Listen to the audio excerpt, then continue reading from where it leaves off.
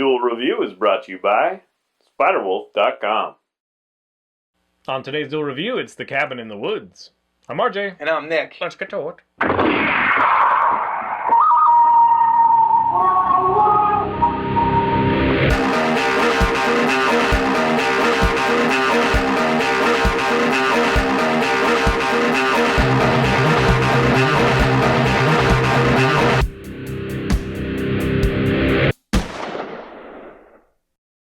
Hey everybody, today is July the 19th, and we're taking a look at The Cabin in the Woods. That's right, and this movie came out in 2012, and it was produced by Joss Whedon, but it was actually directed by Drew Goddard, and this is his directorial debut is what I wanted to say. He's written for several TV shows alongside Joss Whedon and person whose name I'm forgetting, but he's done some writing, but this is his first directorial job. And the plot is pretty simple. It's kind of follows the same tropes of most horror movies. You have a bunch of kids who want to take a little vacation in a cabin in the woods, and that's pretty much it. Except even in the very beginning, you know that something weird's going on because you have these kind of office workers who have like these monitors and they're kind of registering things, and you know they're all casual about their work day, and you don't really understand their position. We should say that they're following the kids, right? And they're following the kids on the. We don't want to give away everything, yeah. But they're following the kids, and you don't really know what's happening. Like what is this story all about? And you don't. And suddenly things start to happen, and more of the information is revealed, and you're just like, okay, this is actually, I dug it. But so that's it. So what did you think? Well, it's one of those ones that you definitely, once you start seeing the stereotypes, it's supposed to be there, right? Yes. You got the jock, you got the slutty one, although she wasn't slutty in the beginning, but right. Well, they've got the virgin, they've got the intellectual, and they've got the idiot, which he's not really an idiot. He's pretty smart, but he's high all the time. Right. So it does play on those stereotypes, and it plays on the slasher flick that we all know and love, kind of thing. So right away, that outs it. So it's not like you're watching this being like, this is stupid, I've seen this before. You know that it's supposed to be like that. Right. So every time one of those things happens, there's kind of this unique feeling about it. And you're like, oh, that was funny because we know that he's some whatever. Having said that, I think that the first half of this film, maybe more, is really freaking boring. I think it's absolutely boring. Okay. The second half is amazing, and the only thing that doesn't make me say I love this film is because there's not enough time spent. They should have spent the entire movie on that. It should have started with like a couple of survivors and into this next portion. And we can't give it all away, but let's just say that there's human hands behind this in some ways. So it's one of those things that, yeah, I love the idea. It reminds me of like 13 Ghosts kind of thing, where you see like these different ghosts, and you're like, I wonder what their story is. I wonder what their story is. Right, right. Thing. And they're whatever. We can't talk a whole lot about the story without breaking the spoiler alert. Yeah. Yeah. So I appreciate the acting. I think they all did a great job. This is a great sequel to Thor, because it has Chris Hemsworth. Right. Well, Chris Hemsworth was Captain America. No, that was Chris Evans. Oh wait, was it? Hemsworth is Thor, and I was joking. It's not a sequel to. Apparently, this one is. Oh no, retarded. No, because apparently. I just watched a movie with Chris Evans in it, so I think I got the people confused real quick because they both have the beards. So it's the only other time I've seen him, honestly. Yeah. Well, yeah, kind of. And I enjoy all the performances. I love the. Shall we say Shaggy ripoff? Yeah. I think he's a lot of fun, and he says, very interesting things. And I'm totally against like drug culture and stuff, but that bong is really cool. Yeah. It's just really cool. It's like this telescoping thing. I don't want to give it away completely, but and I like kind of the interplay. But again, that first half to me was just kind of like plug and play, and they don't spend a lot of time on things. I know a lot of slasher films don't, and then the last two victims are the majority of the movie, which is essentially the same here.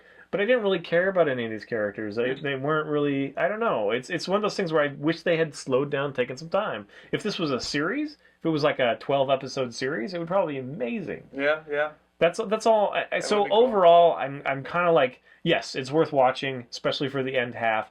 but more or less to see what could have been in my case. Now, it seems like you liked it a lot more than I did. I really liked this movie. I was very surprised.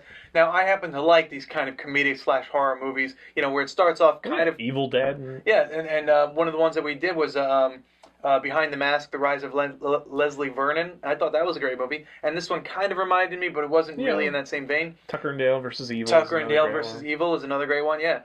So this one was just... the second I started, like... There's a scene with a bird so they're traveling to the cabin, and then there's this giant mountain, and the road kind of carves through the mountain, and then there's this kind of vast open space, and this bird flies, and then something happens to the bird, and you're like, what's going on? Yeah, I thought that was way too soon. Really? Yeah, I think it spoiled it for me. Because then I was just waiting. The whole time I was thinking of ideas of what could be... Like, seriously? You didn't realize what that was? Well, I understood what it was. But I was trying to think of an idea. I mean, I was trying to think of a plot that would involve that and tie in. So I was going off on tangents while I was watching this, because I was thinking, well, it could be this could be happening. Maybe it's like a wildlife preserve. What's happening here? I don't know. For me, it kind of undermined everything that was happening until they finally got into it, because I already knew what was happening. I just didn't know who was employing it. Okay, yeah, right.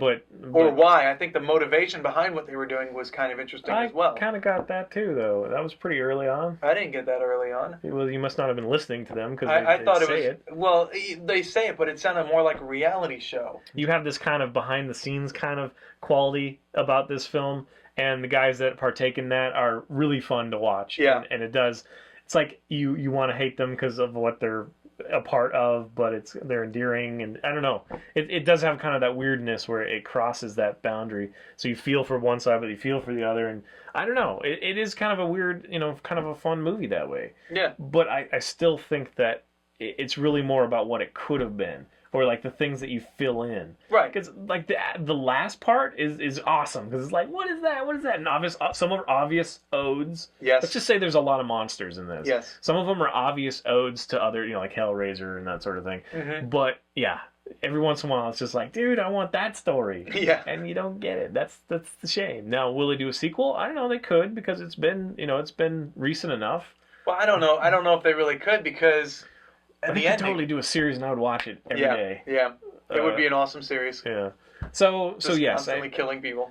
It's just, unless there's a director's cut that's going to come out, it's kind of like half of one movie, which is enjoyable, but the other half is awesome, but it's not a full. Neither of them are full movies, in my opinion. I think it totally works. I think that the first half of the movie, where you kind of understand, you know this, it's a story that you know, and then suddenly they flip that story on you, and then you're like, what's going on? This is crazy. All these monsters, this is great.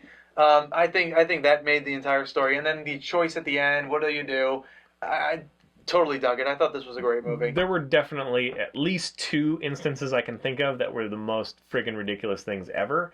But because this movie had kind of a comic slant, I forgave it. Number 1 was, in the beginning, they arrive at this cabin in the woods, and they're kind of, this is kind of fun. We'll get used to it. If there's a spider, though, I'm leaving. And then all of a sudden, like, a door in the floor goes whack. Yeah.